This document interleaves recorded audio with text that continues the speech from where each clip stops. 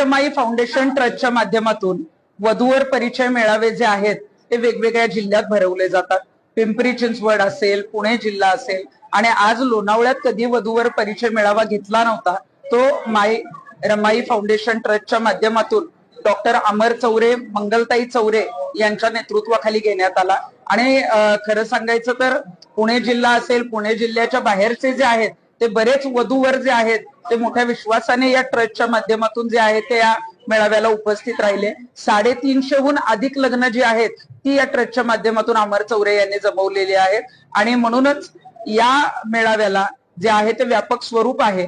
सर्व जाती धर्मांना एकत्र घेऊन जे आहे ते वधूवर अनेक संसार जोडणं असेल, लग्न लावून देणं असेल, हे काम जे आहे ते अमर चौरेंच्या माध्यमातून होत आहे। पुढील महिन्यामध्ये सामुदायिक विवाह सोहळा सुद्धा आयोजित करण्यात आलेला इथल्या आमदारांच्या माध्यमातून, सुनील अण्णा शेळकेंच्या माध्यमातून। तर तिथे सुद्धा इथं जी काही लग्न जमतील ती अगदी मोफत करण्याचा जो आहे संकल्प तो त्यांनी केलेला आहे। आणि सुनील अण्णा शेळकेंनी सुद्धा जे आहे ते मोठ्या मनाने जे नवीन वधूवर आहेत अशा जोड्या तिथं आणण्याचं आवाहन सुद्धा केलेलं आहे। मला असं वाटतंय की हा जो कार्यक्रम होता तो एकोप्याचा संदेश देणारा होता।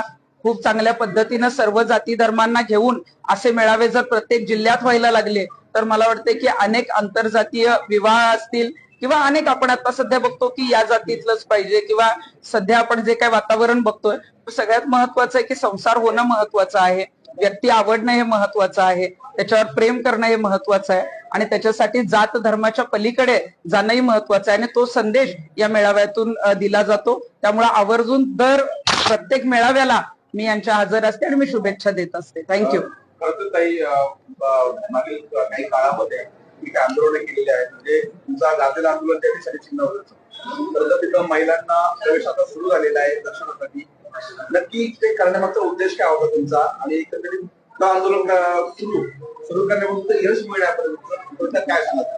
शनी शिंगणापूरच्या चौथऱ्यावर 400 वर्षांपासून अशी परंपरा होती की शनीला जे आहे ते चौथऱ्यावर फक्त पुरुषांनी जाऊन तेल व्हायचं होतं, महिलांनी तिथं जायचं नाही, महिलांची सावली शनिदेवाला चालत नाही, अशा पद्धतीच्या काही ज्या आहेत त्या रूढी परंपरा होत्या, ज्या महिलांना कमी लेखणाऱ्या होत्या, दुय्यम स्थान देणाऱ्या होत्या। आणि 21व्या शतकात आपण बघतोय की आणि कुठेही देवाने कधी कुठल्या भक्तांमध्ये भेदभाव केलेला नाही। देवाचा जन्मच आईच्या उदरातून झालेला आहे। त्यामुळं आईचं प्रतिनिधित्व नाकारणारे तुम्ही कोण, त्या दादागिरीच्या विरोधातलं ते आंदोलन होतं।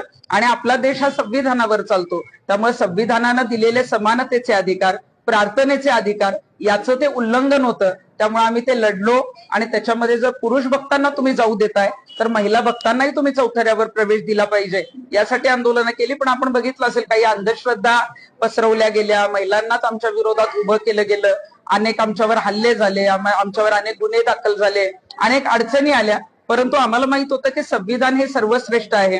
संविधानानं दिलेल्या अधिकाराची अंमलबजावणी सरकारला सुद्धा करावी लागेल, कोर्ट सुद्धा त्या पद्धतीनंच निर्णय देईल। आणि त्या पद्धतीचे निर्णय आले।